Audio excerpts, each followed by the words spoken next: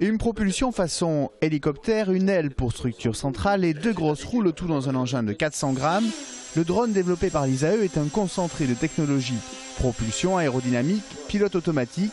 Il a mobilisé toutes les compétences de plusieurs promotions d'ingénieurs aéronautiques depuis le début des années 2000. À la base, on est parti du concept d'un avion en fait, qui est capable de voler à plat, et puis aussi de temps en temps qui est capable de se suspendre à ses hélices pour faire du vol stationnaire. C'est ça peut-être le caractère un peu novateur. On voulait introduire une structure de protection de l'aéronef qui puisse le prémunir donc des collisions, mais en même temps qui puisse servir à quelque chose. Donc par exemple rouler au sol, au plafond. Une polyvalence qui intéresse le militaire, mais également le domaine civil, actuellement en phase de développement chez Surveillcopter, une filiale de ADS.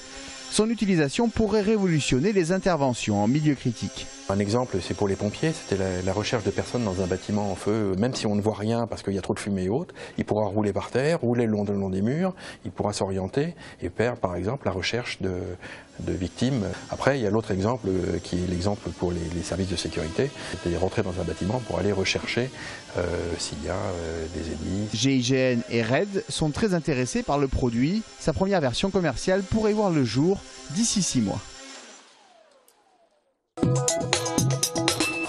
Ce soir, l'astéroïde 2012 DA14, d'un poids de 135 000 tonnes, est large comme une moitié de terrain de